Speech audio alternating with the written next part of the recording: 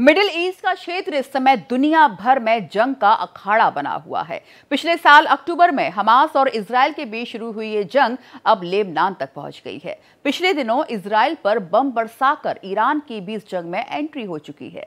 Hezbollah के समर्थन में ईरान के सर्वोच्च नेता अयातुल्लाह खामेनेई ने इजराइल को खत्म करने की बात कही है। जब ईरान ने इजराइल पर करीब 180 से ज्यादा मिसाइलें दागी तो दुनिया की नजर इस बात पर टिकी थी कि इजराइल तुरंत बदला लेगा, लेकिन ऐसा हुआ नहीं।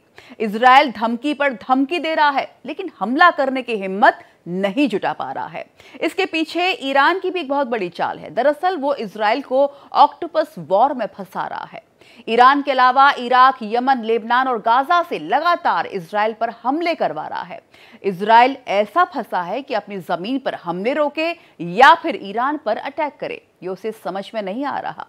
इसी पर पेश है हमारी खास पेशकश ऑक्टोपस वॉर। ईरान की ललकार, इजराइल तैयार।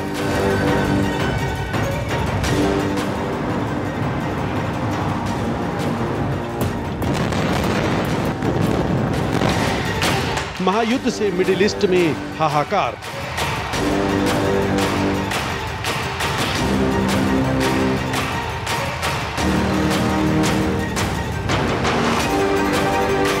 इजराइल को ऑक्टोपस वार में फंसा रहा ईरान।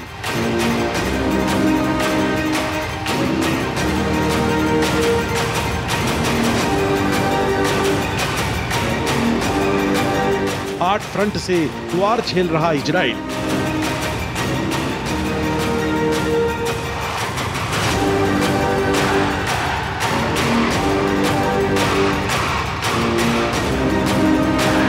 मिडिल ईस्ट की जंग में रूस की एंट्री।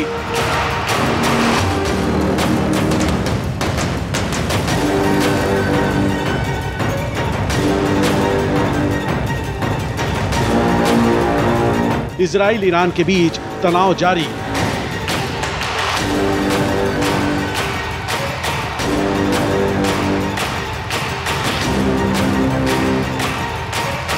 खामनेई की चुनौती, यूएस इजराइल को धमकी।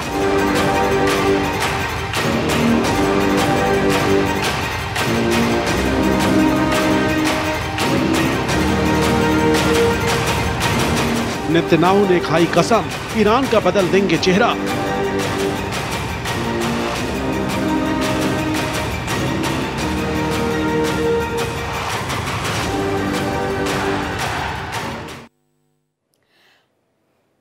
इजराइल ईरान पर कब हमला करेगा, ये वो सवाल है जिस पर सारी दुनिया की निगाह है। अगर इजराइल ने ईरान के परमाणु ठिकानों पर हमला किया तो फिर दोनों देशों के बीच महायुद्ध शुरू होने से कोई रोक नहीं पाएगा। नेतन्याहू जिस तरह से ईरान को जवाब देने में वक्त ले रहे हैं और ईरान के सुप्रीम लीडर अयातुल्लाह खामेनेई ने हिजबुल्लाह के समर्थन में इजराइल को खत्म करने की धमकी दी है। जब ईरान ने इजराइल पर बम बरसाए तो बहुत से लोगों ने सोचा कि इजराइल इसका बदला लेगा, लेकिन इजराइल शांत रहा।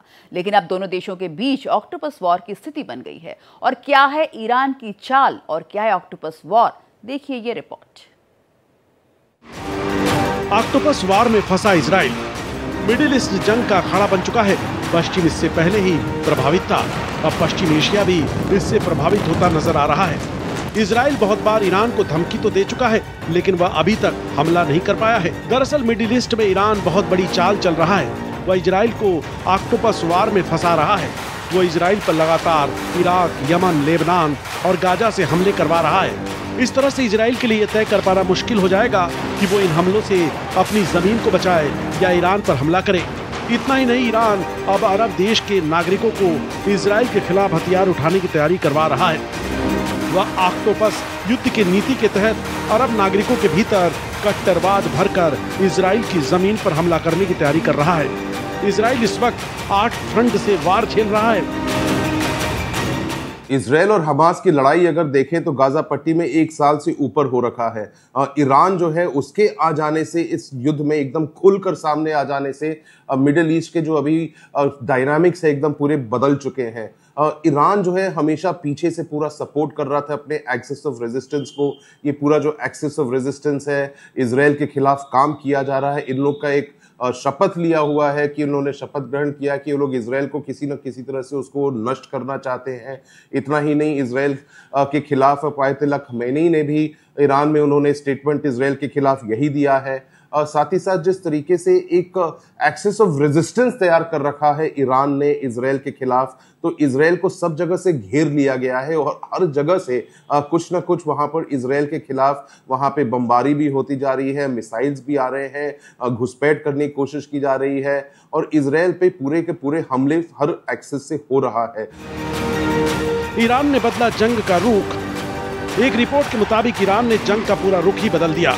इजराइल की सेना हिजबुल्लाह पर अटैक करती है तो उस पर सीरिया से रॉकेट बरसने लगते हैं, वहां मिसाइलें मारती हैं तो इराक से बमों की बारिश होती है। बीच बीच में गाजा से हमास के लड़ाके लगातार अटैक कर रहे हैं। यहाँ तक कि हमास के लड़ाके इजराइल के अंदर घुस आए और भीड़ पर गोलीबारी की। इजराइल के एयर स्ट्राइक और ग्राउंड ऑपरेशन के बावजूद हिजबुल्लाह के हमले नहीं रुक रहे हैं। वो रोजाना 100 से ज्यादा मिसाइलों से अटैक कर रहा है। इजराइल पर एक साथ अटैक का प्लान। इजराइल 8 मोर्चे पर फंसा हुआ नजर आ रहा है, क्योंकि कई बार ड्रोन, मिसाइलें और रॉकेट से एक साथ अटैक हो रहे हैं।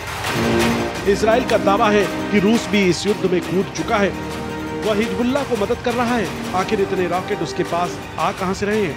दावा किया जा रहा है कि रूस हिजबुल्लाह को ड्रोन और यूएवी भेज रहा है और इसके लिए ईरान ने उसे बनाया है, क्योंकि कुछ वक्त पहले ईरान ने यूक्रेन से जंग में रूस को मिसाइलें भेजी थी। यूएस का भी एक्टिव इन्वॉल्वमेंट हो जाने से रशिया भी चुप नहीं रहेगा, चीन भी इस मिक्स में आ सकता है। बाकी जो मिडिल ईस्ट के जो कंट्रीज हैं उन सबको यूनाइट करने की ईरान कोशिश कर ही रहा है, लेकिन ईरान जो है शिया कंट्री है, कई दूसरे देशों के साथ उसने लड़ाई लड़ रखा है, या तो लड़ाई नहीं तो लेकिन उनसे अपने दूरियां बना रखा है। तो कई जो कंट्रीज हैं, ईरान अपने आप को पहले जो आइसोलेट कर रखा था, अभी वो कोशिश कर रहा है कि सब मुस्लिम नेशंस इकट्ठे हो जाए। ओआईसी नेशंस को वो कभी कभी अपील करने की कोशिश कर रहा है कि ये मुस्लिम्स वर्सेस इजराइल का एक लड़ाई बनाने की कोशिश करे, लेकिन जो जियोपॉलिटिकल डायनामिक्स है, सऊदी अरेबिया जो है वो यूएस के साथ ही खड़ा हुआ है। तो सिमिलरली जो मिडिल ईस्ट है वो सब कंट्रीज भी इसको बड़े गौर से देख रहे हैं इस लड़ाई को, और चाह यही रहे हैं कि और भी ज्यादा भीषण ना हो, क्योंकि अगर ये सब चीजें इन्वॉल्वमेंट हो गए, इजराइल ने ईरान पे अटैक कर दिया, अमेरिका का डायरेक्ट इसमें इंटरवेंशन और रोल हो गया, तो पूरा मिडिल ईस्ट जो है और भड़क कर इस आग के चपेट में कई देशों को उसमें वो ले जाएगा। ऐसे बढ़ा रहा लड़ाकों का मनोबल। ईरान इन हमलों को लगातार भी कर रहा है। ईरान की सरकारी मीडिया ने दावा किया है कि अब हाल ही में हिजबुल्लाह इजरायली सैनिकों पर भारी पड़ रहा है। हाइफा शहर को निशाना बनाया है, गैस प्लांट को उड़ा दिया।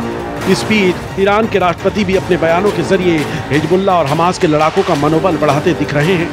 हिजबुल्लाह के हमलों के अलावा इराक में ईरान समर्थित मिलिशिया ने भी इजराइल पर ड्रोन से नए हमले किए हैं। इराक में इस्लामिक रेजिस्टेंस भी इजराइल पर अटैक करा रहा है। ईरान पर दो तरफा हमले की तैयारी। इजराइल और ईरान के बीच तनाव पिछले 1 साल से अपने चरम पर है। इजराइल हमले की धमकी दे रहा है, जबकि ईरान भी मुंह तोड़ जवाब देने की बात कर रहा है। अब खबर है कि ईरान को दर्द देने के लिए इजराइल और अमेरिका ने आपसी सहमति से फैसला लिया है। इसके तहत सीक्रेट प्लान तैयार हुआ है कि ईरान को दोनों तरफ से घेरा जाएगा। इजराइल बाहरी तौर पर हमला करेगा और अमेरिका ईरान में गृह युद्ध भड़काने का काम करेगा। इस दो तरफा अटैक से निपटना ईरान के लिए टेढ़ी खीर साबित हो सकती है। ईरान जो है सबसे बड़ा देश है वहां का, जो इन लोगों को प्रॉप अप करके पूरी लड़ाई लड़वा रहा है इजराइल के खिलाफ, और हमेशा अपने आप को बैकग्राउंड में रख रहा था, क्योंकि ईरान जो है उसको मालूम है कि वो एक अकेले लड़ाई नहीं लड़ सकता है, क्योंकि ईरान के खिलाफ इतने जो इकोनॉमिक सैंक्शंस हो रखे थे इतने सालों से, इतने दशकों से, तो ईरान की जो इकोनॉमी जो है एक पूरा वॉर अकेले सस्टेन नहीं कर सकता है। जिस तरीके से उसके पास जो उसके वेपन्स है, एम्युनिशन है, एजिंग फ्लीट ऑफ एयरक्राफ्ट है, तो वो एक लड़ाई उस लेवल पे नहीं लड़ पाएगा। तो ईरान जो है खुल के सामने कभी आ नहीं रहा था। ईरान जो है ये सब चुटपुटिया हरकतों से इजराइल के खिलाफ पूरा हरकतें कर रहा था, फाइनेंस कर रहा था पूरे जो टेरर नेटवर्क्स हैं। सो साथ ही साथ उसको भी ये डर बना रहता था कि अगर खुल के सामने आए तो अमेरिका भी इस युद्ध के अंदर अपना एक एक्टिव रोल ले सकता है। जंग का मैदान बन रहा मिडिल ईस्ट। इजराइल और हमास को छोड़ दें तो ये कतई साफ नहीं है कि आखिर लड़ कौन किससे रहा है। यानी देखें तो मिडिल ईस्ट पूरी तरह जंग का मैदान बन गया है। खाड़ी देश किसी न किसी से सैन्य संघर्ष में उलझा है। जब जिस देश का मन करता है वह दूसरे पर हमला कर देता है। इजराइल के गाजा पर ताबड़तोड़ हमले जारी हैं। सीरिया पर कभी अमेरिका हमला कर देता है तो कभी रूस। अब ईरान भी इस लिस्ट में शामिल हो गया है। यमन के हूती विद्रोही अलग राग अलाप रहे हैं। सऊदी अरब और संयुक्त अरब अमीरात इनके विरोध में हैं। लेबनान का हिजबुल्ला इजराइल से खार खाए है और हमले जारी रखे हैं। इराक को लेकर ईरान और अमेरिका आमने सामने थे, लेकिन अब ईरान ने भी इराक पर हमला कर दिया है। ऑक्टोपस वॉर की तरह इसे जब बताया जा रहा है तो एक जिसे ईरान को अगर मानेंगे कि ईरान जो है ऑक्टोपस का सर है और बाकी जो पूरे टेंटिकल्स इसने सब जगह बिछा रखे हैं। अगर गाजा में देखें तो हमास को पूरा सपोर्ट कर रहा है ईरान। लेबनान में पूरे जो हिजबुल्ला मिलिटेंट्स हैं वो सब भी एकदम सेटअप किए गए हैं ईरान के थ्रू। इराक में जो पूरे एक्सेस ऑफ रेजिस्टेंस के पूरे उसके बने हुए हैं लोग वहां पे, जहां से इराक से भी अटैक्स और बमबारी किया जा रहा है इजराइल के अंदर। अगर हम यमन में देखें तो हूती मिलिटेंट्स को भी वहां पे उसने पूरे सपोर्ट कर रखा है ईरान ने। सीरिया से भी अटैक्स हो रहे हैं। तो इजराइल जो है एक छोटा देश है, लेकिन इजराइल जो है हर तरीके से हर तरफ से उसके पास अटैक्स होते जा रहे हैं। इस युद्ध में एक चीज इजराइल के लिए अच्छा ये हुआ है, या अच्छा या खराब वो तो वॉर टर्म्स में उसको देखा जाएगा, लेकिन ईरान जो है खुलकर अब सामने आ गया है। क्या ये विश्व युद्ध की आहट है? मिडिल ईस्ट से जंग बाहर निकली तो यकीनन ये विश्व युद्ध में तब्दील हो सकती है। इसके आसार इसलिए ज्यादा हैं क्योंकि खाड़ी देशों पर सीधे तौर पर महाशक्तियों का प्रभाव है। अमेरिका, ब्रिटेन समेत पश्चिमी देश इजराइल के समर्थन में है तो रूस, चीन, ईरान का समर्थन कर रहे हैं। इजराइल ये साफ कर चुका है कि जब तक हमास खत्म नहीं होगा तब तक युद्ध जारी रहेगा। यानी ईरान, यमन के हूती और लेबनान का हिजबुल्ला भी हमले जारी रखेगा। यदि ये जंग और व्यापक हुई तो जो देश अब तक पीछे से समर्थन कर रहे थे वे खुले तौर पर सामने आए तो नतीजा बेहद घातक होगा। वो इसलिए क्योंकि रूस यूक्रेन को लेकर पहले ही पश्चिमी देशों के साथ रूस की ठनी है। दुनिया को आस, मोदी पर है विश्वास। मिडिल ईस्ट में छिड़ी जंग यदि व्यापक हुई तो उसका सबसे ज्यादा असर भारत पर होगा। ऐसा इसलिए क्योंकि भारत और इजराइल के बीच घनिष्ठ संबंध है। अमेरिका और रूस के साथ भी भारत की पक्की दोस्ती है। भारत फिलिस्तीन का भी समर्थन करता है और ईरान से भी अच्छे संबंध हैं। ईरान के प्रतिद्वंदी संयुक्त अरब अमीरात और संयुक्त अरब में भी देश ने अपनी कूटनीति से अच्छी पकड़ बनाई है। ऐसे में यदि अमेरिका और रूस आमने सामने आए तो भारत किसे चुनेगा, ये बड़ा सवाल है। हो ये भी सकता है कि भारत अपनी वही कूटनीति को दोहराए जो उसने यूक्रेन और रूस के बीच हुए युद्ध में अपनाई थी। ईरान ने इजराइल पर जब से हमला किया तभी से मध्य पूर्वी देशों में तनाव की स्थिति बनी हुई है। पूरी दुनिया सोच रही है कि अगर इजराइल और ईरान के बीच एक और युद्ध शुरू हो गया तो इसका असर दुनिया भर की अर्थव्यवस्था पर पड़ेगा। इजराइल ने बदला लेने की बात कहकर युद्ध की संभावनाओं को टाला नहीं है। ऐसे में अगर इजराइल और ईरान में युद्ध हुआ तो कौन जीतेगा? आइए जानते हैं किसके पास कितनी सेना है और कितने ताकतवर हथियार हैं। साथ ही जानते हैं कि दोनों देशों का रक्षा बजट क्या है। रक्षा बजट। देशों की रक्षा बजट की बात करें तो ईरान काफी पीछे नजर आता है। द सन की रिपोर्ट के मुताबिक इजराइल का रक्षा बजट 24.2 अरब डॉलर है, जबकि ईरान का रक्षा बजट 9.9 अरब डॉलर ही है। वायुसेना की ताकत। हवाई ताकत की बात करें तो दोनों देशों में एक बार फिर इजराइल ताकतवर नजर आता है। इजराइल के पास 612 विमान तो वहीं ईरान के पास 551 विमान हैं। टैंक की ताकत। टैंक के सामने ईरान मजबूत है, उसके पास इजराइल से दोगुनी 4071 टैंक हैं, वह इजराइल के पास सिर्फ 2200 टैंक हैं। समुद्र में किसकी ताकत अधिक? दोनों देशों की समुद्री सैन्य ताकत को देखें तो ईरान आगे है। इजराइल के पास 67 युद्धपोत हैं, ईरान के पास 101 युद्धपोत हैं। सैनिकों के मामले में कौन आगे? सैनिकों के मामले में भी ईरान इजराइल पर भारी है। उसके पास 5.75 लाख एक्टिव सेना है, वहीं इजराइल के पास 1.73 लाख सेना है। जबकि इजराइल के पास 4.65 लाख रिजर्व सैनिक हैं तो वहीं ईरान के पास यही संख्या 3.5 लाख है। परमाणु बम। इजराइल के पास रिपोर्ट की माने तो 80 परमाणु बम हैं, वहीं ईरान के पास है या नहीं इसको लेकर जानकारी नहीं। इससे साफ है कि इजराइल यहाँ ज्यादा ताकतवर नजर आ रहा है। इजराइल के साथ कौन कौन से देश? इसराइल को मुख्य रूप से अमेरिका का पूरा समर्थन मिल रहा है। इसके अलावा ब्रिटेन, फ्रांस और जर्मनी जैसे पश्चिमी देश भी इसराइल के समर्थन में खड़े हैं। अमेरिका इसराइल को आर्थिक और सैन्य सहायता देने के साथ साथ कूटनीतिक स्तर पर भी समर्थन करता रहा है। दूसरे पश्चिमी देशों ने भी कई बार इसराइल के प्रति समर्थन जाहिर किया है, खासतौर पर जब इसराइल ईरान के खिलाफ किसी बड़े स्तर का सामना कर रहा होता है तो कई पश्चिमी देश इसराइल के समर्थन में होते हैं। ईरान के साथ कौन कौन से देश? ईरान को मुख्य रूप से रूस और चीन का समर्थन मिला हुआ है। इसके अलावा लेबनान का हिजबुल्ला, सीरिया और इराक में मौजूद शिया मिलिशिया संगठन भी ईरान के समर्थन में खड़े हैं। ये सारे देश और संगठन ईरान के साथ मिलकर इसराइल और पश्चिमी देशों के खिलाफ अपनी रणनीतियों को अंजाम देते हैं। ईरान चूंकि परमाणु ताकत से लैस है, इसलिए अन्य शिया मुस्लिम बहुल देश भी ईरान को अपना समर्थन देते हैं।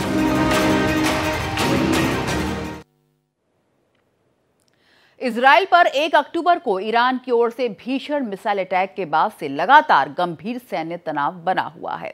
इस हमले के बाद इजराइल ने सही वक्त आने पर ईरान को करारा जवाब देने का ऐलान किया था। इस मिसाइल हमले के बाद ईरान से बड़ी खबर सामने आई है। एक रिपोर्ट के मुताबिक ईरान के न्यूक्लियर ठिकानों समेत कई संस्थानों पर एक साथ बड़े पैमाने पर साइबर अटैक हुए हैं। इन अटैक से ईरान की व्यवस्था चरमरा कर रह गई है। इसे ईरान पर इजरायली हमले का पहला कदम माना जा रहा है। इजराइल का ईरान पर जबरदस्त पलटवार। ईरान के भीषण मिसाइल अटैक का इजराइल ने करारा पलटवार कर दिया है। इस बार हमला न आसमान से हुआ है, न ही जमीन से, न मिसाइल का इस्तेमाल किया गया है, न ही रॉकेट का, बल्कि इस बार इजराइल ने सबसे खतरनाक साइबर अटैक किया है। ऐसा हमला जो इजराइल के एक्सपर्ट ने पीएम नेतन्याहू के कहने पर अपने ही मुल्क में बैठकर अंजाम दिया और ईरान की कमर तोड़कर रख दी है। ईरान का पूरा सिस्टम इस साइबर अटैक की जद में आ गया है। न्यूक्लियर ठिकानों पर साइबर हमला। एक रिपोर्ट के मुताबिक ईरानी सरकार और उनके न्यूक्लियर ठिकानों पर साइबर हमला हुआ है। इसके जरिए इजराइल ने न्यूक्लियर से जुड़ी कई अहम जानकारियां चुरा ली है। ईरान के supreme council of cyber space के पूर्व सचिव फिरोजाबादी के हवाले से कहा गया है कि इस साइबर अटैक की जद में ईरान सरकार की तीनों शाखाएं न्यायपालिका, विधायिका और कार्यपालिका चपेट में आई हैं। जिन संस्थाओं पर हमला हुआ उसकी फेहरिस्त बताती है कि चोट कितनी गहरी है। इस साइबर अटैक की चपेट में न्यूक्लियर पावर प्लांट, बंदरगाह, परिवहन नेटवर्क, ईंधन वितरण सिस्टम और नगरपालिका नेटवर्क तक आ गया है। तुर्कमेनिस्तान में ईरान के राष्ट्रपति मसूद पेजेशकियान एक तरफ रूसी राष्ट्रपति पुतिन से दोस्ती बढ़ा रहे थे तो दूसरी तरफ इजराइल तेहरान में साइबर अटैक को अंजाम दे रहा था। इजराइल ने पहले ही ये धमकी दे दी थी कि ईरान ने बैलिस्टिक मिसाइलों से हमला बोलकर बड़ी गलती की है, उसको इसकी कीमत चुकानी होगी। ईरान ने जब 180 मिसाइल्स इजराइल के ऊपर फायर किया तो ईरान के खिलाफ अब इजराइल भी तैयारी कर रहा है कि किस तरीके से वो उसमें पलटवार हमला करेगा।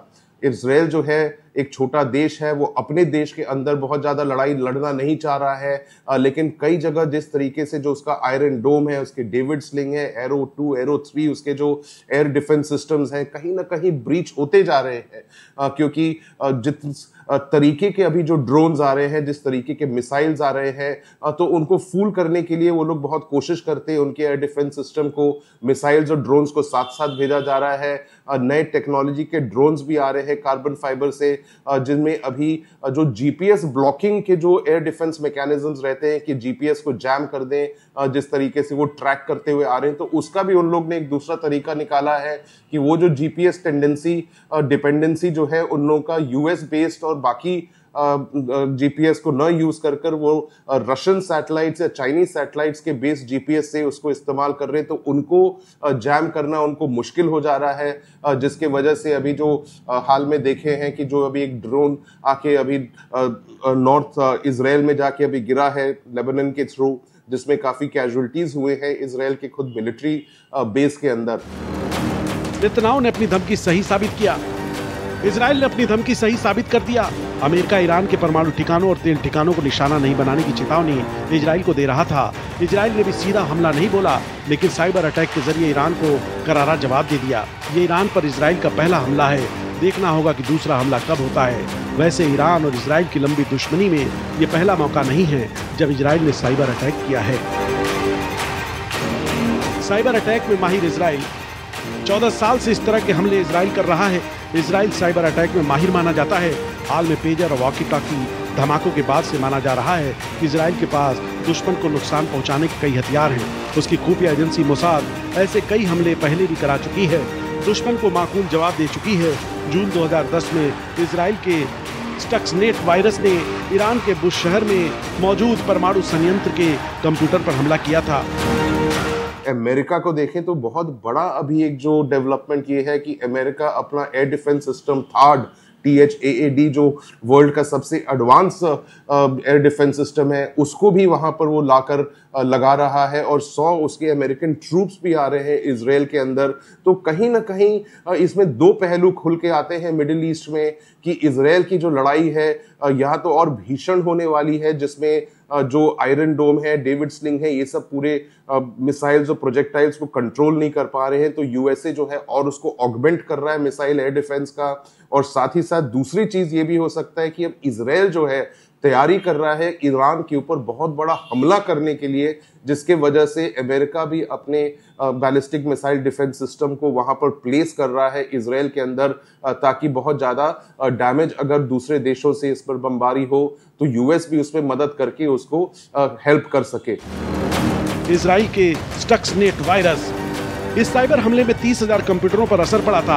अप्रैल 2011 में स्टार्स नामक वायरस के जरिए फिर ईरानी परमाणु केंद्रों में घुसपैठ की गई। नवंबर 2011 में ईरान को पता चला कि ड्यूक नामक नया वायरस नुकसान पहुंचा रहा है। इसका मकसद ईरान के परमाणु केंद्रों को निशाना बनाना था। अप्रैल 2012 में ईरान ने वाइपर नामक मेलवेयर का पता लगाया। मई 2012 में ईरान ने दावा किया कि फ्लेम नामक वायरस ने सरकारी कंप्यूटरों से सरकारी डेटा चुराने की कोशिश की।